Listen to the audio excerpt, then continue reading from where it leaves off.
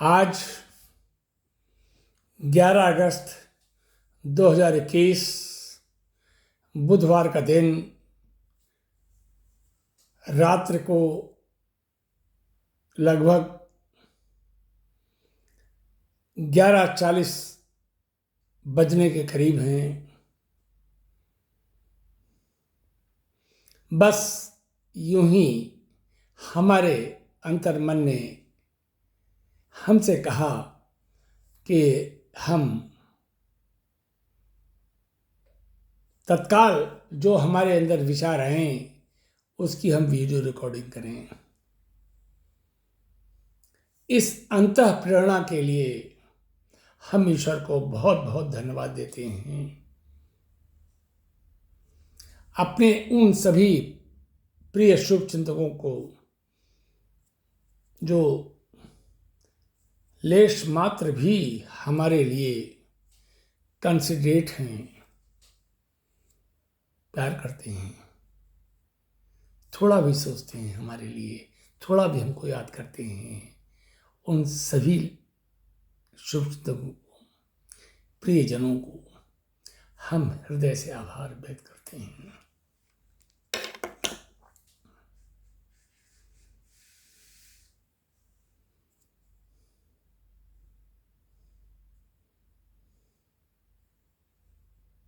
हमारा हृदय, हमारी आत्मा कितनी पवित्र है उसका साक्षी हमारी अंतरात्मा, हमारा दिल और ईश्वर के अलावा तीसरा कोई जान नहीं सकता। गंगा में हम कितना भी स्नान कर लें, उससे हमारे अंतर्मन को कुछ भी संतुष्टि मिल जाए वो एक अलग बात है। नहाते तो रोज हम घर में भी हैं, उससे भी शरीर की स्वच्छता बरकरार रहती है। नहाते हम पर्वों पर, कुंभ मेला में, माघ मेला में, संगम में भी नहाते हैं।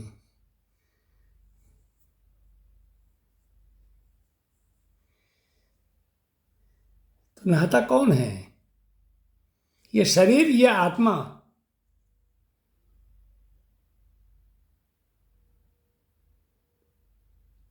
शरीर के अंदर आत्मा का वास रहता है।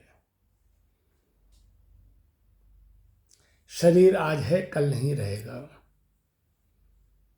निश्चित रूप से। क्योंकि आत्मा हमारे शरीर के अंदर है, इसलिए हमको शरीर को साफ सुथरा और स्वस्थ रखना है, जिससे आत्मा उसके अंदर स्वस्थ रह सके। लेकिन हमको हर स्थिति में आत्मा, जो परमात्मा का अंश होती है, उसको हर क्षण अपने सोच से, अपने कर्मों से, अपने व्यवहार से, अपने सद्गुणों से मोर एंड मोर स्ट्रॉन्गर बनाना है।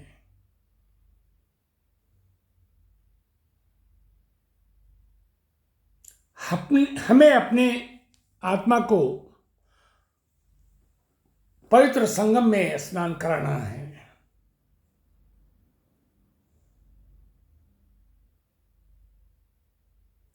हमें अपनी आत्मा को मोर एंड मोर प्यूरिफाई करना है।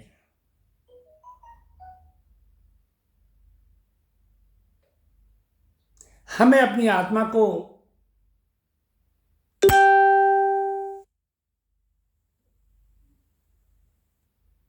मैक्सिमम, ऑप्टिमम लेवल पे मैग्नेटिक बनाना है। हमें अपनी आत्मा को इतना शक्तिशाली बनाना है कि हमारी आत्मा के संसर्ग में नज़दीक कनेक्शन में जो भी जीव आए वो भी पवित्र हो जाए, उसका जीवन सद्मार्गों पे चल सके। आज हमने बहुत से स्पिरिचुअल चैनल्स को देखा, चिंतन भी किया और समझने की कोशिश की कि जीवन का सच कहाँ पर स्टैंड करता है।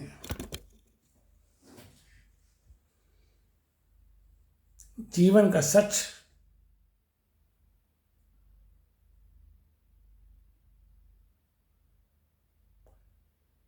ईश्वर में पूर्ण आस्था, बिना किसी शर्त के, वही तो क्रिएटर है, हमें रखना है। ईश्वर ने हमको यह देह दिया है, इस देह से हमको परोपकार करना है। जीवन एक प्रतिध्वनि है, life is an echo. Gita में है, लिखा है, कर्मण्येवाधिकारस्य मा फलेषु कदाचन। जैसे ही हम कोई कर्म करते हैं तो फल की उत्पत्ति उसी समय हो जाती है। इसलिए हमको फल की चिंता नहीं करनी है, हमको अपने कर्मों की चिंता करनी है कि हमारे कर्म कैसे होने चाहिए। कर्म के गुण और दोष के बारे में हमको समझना है। अब प्रश्न उठता है कि कर्म क्या है।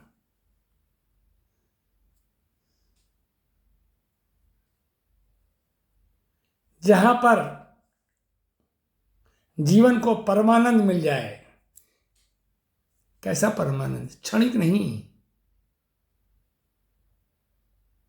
इस देह तक सीमित न रहे, बल्कि जहां जहां वो आत्मा जाए, हमारे इस देह की जहां जहां वो आत्मा जाए उसे परमानंद मिलता रहे। जहां भी वो आत्मा जिस देह में भी जाए वहां उसे परमानंद मिलता रहे। ये हमारा गंतव्य होना चाहिए, लक्ष्य होना चाहिए, सोच होनी चाहिए, और इसी के अनुसार हमें अपने जीवन पथ का, कर्म पथ का निर्धारण करना चाहिए। है ना बात सही? सोचिए, चिंतन करिए, कल्पना करिए।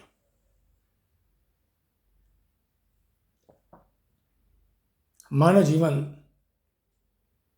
ज्ञान का है, विवेक का है, सोच का है, चिंतन का है, विश्लेषण का है, समझने का है, और ये सारी शक्तियां ईश्वर ने हमको दी है। इसलिए हमको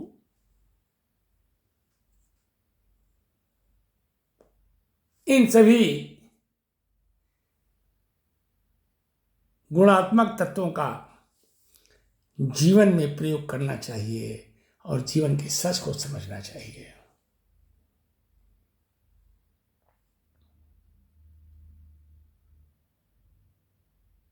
जीवन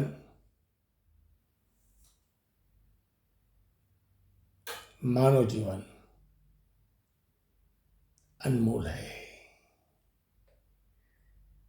इसको डेकोरेट करना, ऑर्नामेंटेड करना, सजाना, महकाना, चुंबकीय बनाना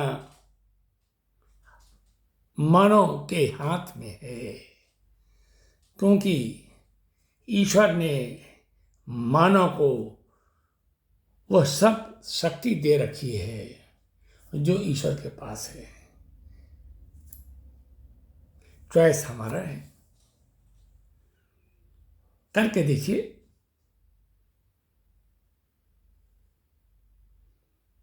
जीवन में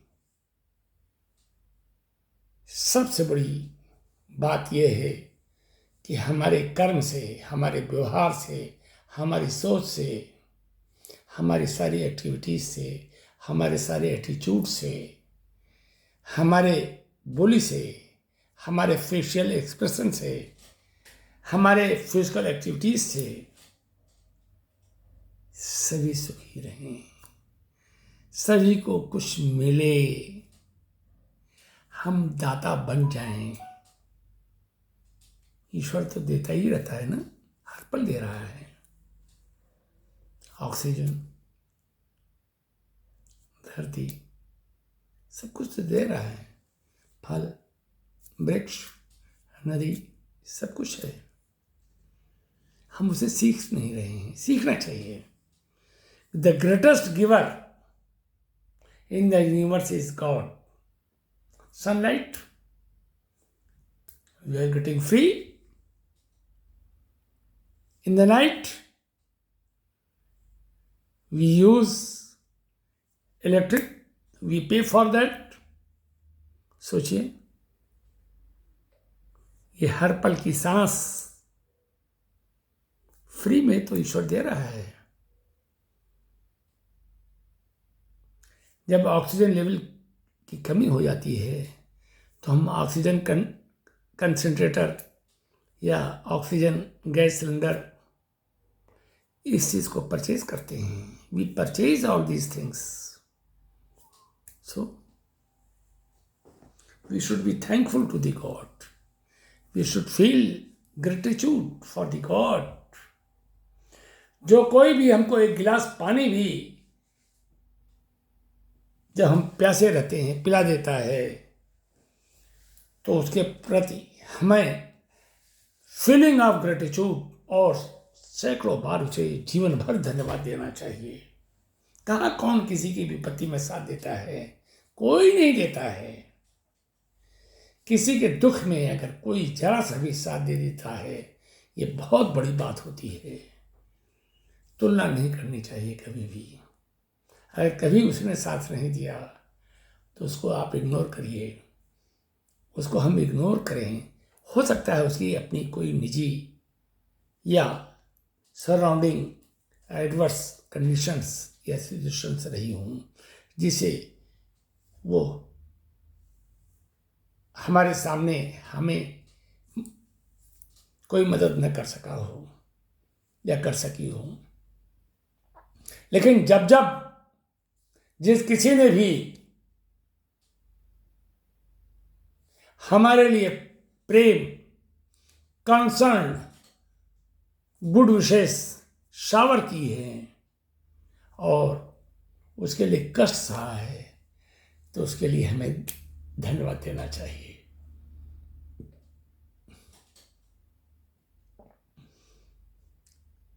हम क्या कहें, हम तो बहुत सौभाग्यशाली हैं। हमको तो अनगिनत लोगों ने, परिवारजनों ने, मित्रों ने, शुभचिंतकों ने भरपूर प्यार दिया है, भरपूर हमसे कंसर्न जताया है, सोच में भी, व्यवहार में भी। हम उन सबको हृदय से आभार व्यक्त करते हैं।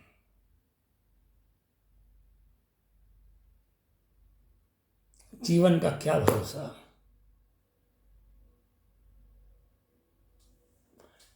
जीवन का आशय इस मानव जीवन से जो ईश्वर ने हमको वरदान स्वरूप दिया है, हम उस जीवन की बात कर रहे हैं। वैसे तो जीवन अनवरत चलते रहने की एक प्रक्रिया है। जीवन कभी नहीं मरता, जीवन अजर और अमर है। जीवन तो आत्मा में निवास करता है। वह आत्मा यदि किसी देह में जाती है तो फिर उस देह के अनुसार उसके कर्म होते हैं। यदि वह आत्मा परमात्मा में विलीन हो जाती है तो परमात्मा के अनुसार वह आत्मा काम करती है। जीवन कभी समाप्त नहीं होता है। जीवन अनवरत चलते रहने की एक प्रक्रिया है। इस ज्ञान को हमें समझना होगा।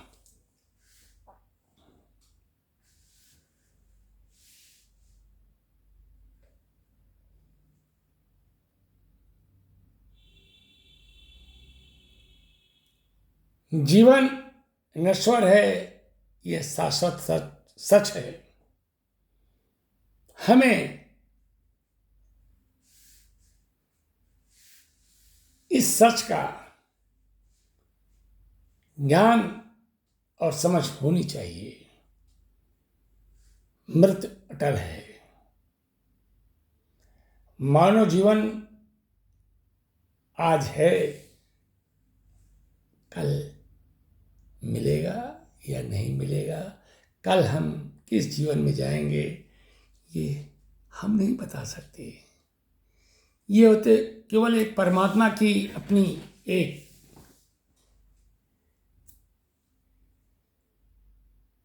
सीक्रेट बात है। कर्मों के अनुसार फल मिलता है, ये अपने आप में एक सच है। भावना भी पवित्र होनी चाहिए, कर्म भी पवित्र होने चाहिए। हमारी भावना में, हमारे कर्म में परोपकार की भावना होनी चाहिए।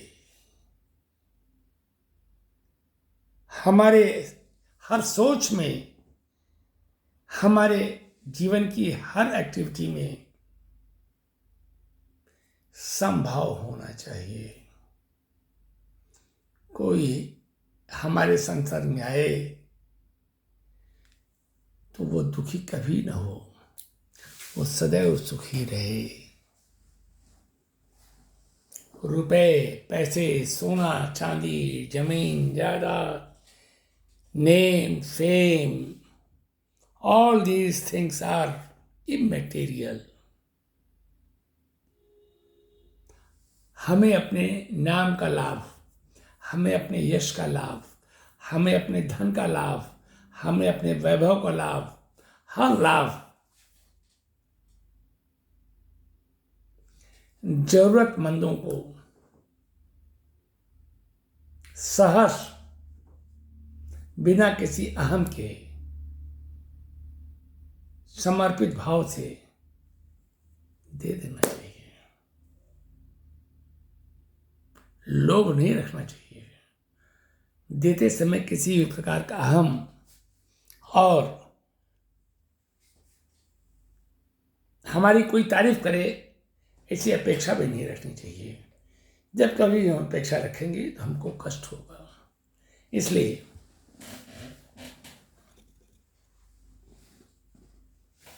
परमानंद जीवन का परम उद्देश्य होना चाहिए और परमानंद जीवन में तभी मिलता है जब हम सत्य, प्रेम, करुणा के साथ समभाव में जीना सीख लें और परहित की भावना हमारी सोच में, हमारे कर्म में, हमारे जीवन में, हमारे व्यवहार में सदैव मौजूद रहे।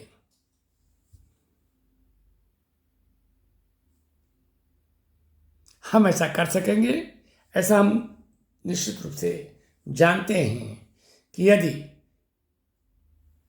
हमारे अंदर एक डिटर्मिनेशन हो जाए कि हम सच को समझने की कैपेसिटी अपने अंदर डेवलप कर लें, हम अपने अंदर वो ज्ञान अर्जित कर लें कि खाली हाथ आए हैं, खाली हाथ जाएंगे, इस धरा पे सब धरा रह जाएगा, तो क्यों न जीते जी इस धरा पर जो कुछ भी हमको मिला है ईश्वर की कृपा से वो हम सब जरूरतमंदों को क्यों न दे दें।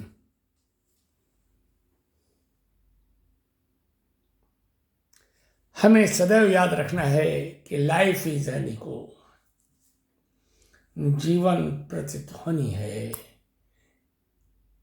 जैसा हम बोएंगे वैसा ही हम काटेंगे। इसलिए जीवन के प्रति, जीवन पथ के प्रति हमें सदैव पॉजिटिव और क्रिएटिव एटीट्यूड रखना चाहिए।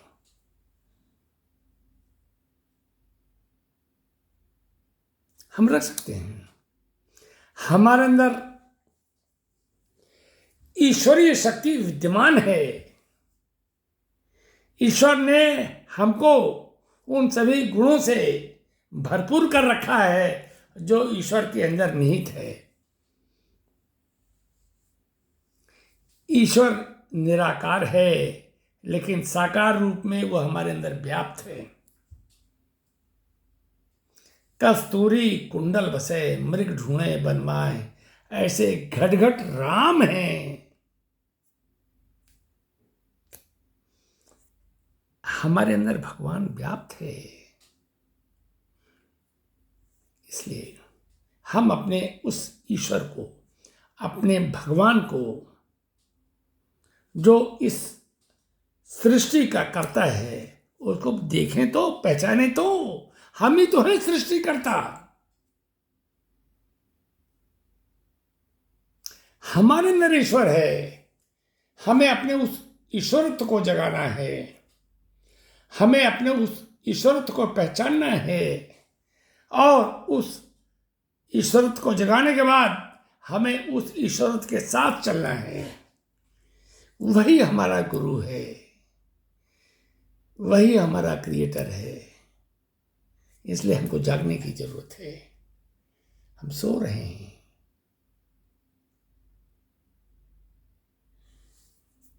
ईश्वर ने इस सृष्टि का निर्माण ही इसीलिए किया है कि जिससे जो भी उसने रचना की है, उस रचना से हर जीव लाभान्वित हो। और मानव जीवन की तो कहने की ही बात क्या है। मानव जीवन तो एक स्वर्ग है, बशर्ते उस स्वर्ग की हम पहचान कर सकें। हमें वो पहचान करनी है। समभाव में जीवन को जीना है। सुख और दुख केवल एक सोच की बात है। न कुछ सुख है न कुछ दुख है। बस जैसे सूरज लगातार रोशनी देता है, चंद्रमा प्रत्येक रात को अपनी रोशनी देता है, तारे चमकते हैं, सब कुछ है। फलदार वृक्ष फल देते हैं, नदी पानी देता है, कुआं देते हैं, समुद्र है, पृथ्वी है, सब कुछ तो उपलब्ध है। बस हमको संतुष्ट होना है कि जो प्राप्त है वो पर्याप्त है। गोधन गजधन बाजधन और रतन धन खान, जब आवे संतोष धन, सब धन धूल समान। हमारे जीवन का अनुभव है कि कुछ भी नहीं खोता है। जिसको हम खोया हुआ समझते हैं, गया हुआ समझते हैं, वो हमारा एक नए अर्जन के रूप में, नए क्रिएशन के रूप में हमारे सामने आता है। इसे हमें समझना है, पहचानना है। बस इन्हीं शब्दों के साथ हम अपने विचारों को यहीं पर विराम देते हैं। काफी देर हो गई है।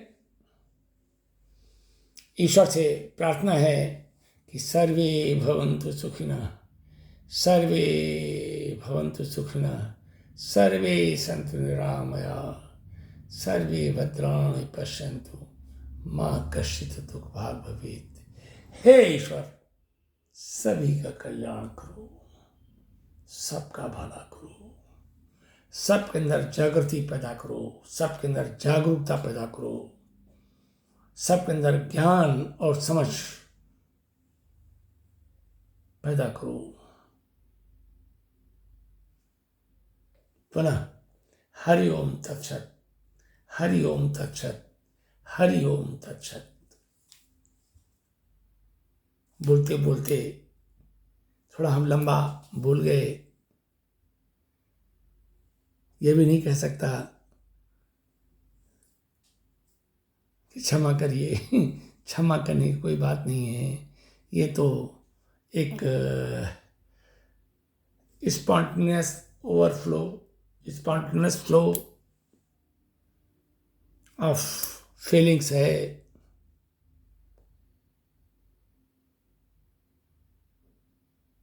हमने ऐसा जीवन में अनुभव किया है कि ईश्वर के साथ, ईश्वर तो सबके साथ है, हम ईश्वर के साथ जब जुड़ जाते हैं तो हमारा जीवन प्रेम में हो जाता है, ईश्वर में हो जाता है, कविता में हो जाता है, और जीवन में क्या खूबसूरत महक आ जाती है। सब कुछ ईश्वर में हो जाता है। जाकी रही भावना जैसी, प्रभु मूरत देखी दिन तैसी। इन्हीं शब्दों के साथ आज 11 अगस्त 2021 बुधवार के दिन, इस समय 12 बज चुके हैं और 12 अगस्त 2021 की तिथि और गुरुवार का दिन प्रारंभ हो चुका है। हम अपने विचारों को, अपने भावों को यहीं पर विराम देते हैं और ईश्वर से प्रार्थना करते हैं कि हे परमपिता परमेश्वर, हम सभी को ज्ञान, समझ और जागरूकता आप दें। पुनः सर्वे भवन्तु सुखिनः, सर्वे सन्तु निरामयाः, सर्वे भवन्तु सुखिनः, सर्वे सन्तु निरामयाः, सर्वे भद्राणि पश्यन्तु माँ कश्चित् दुःखभाग् भवेत्। हे ईश्वर, आप सबका कल्याण करें। ओम शांति शांति शांति।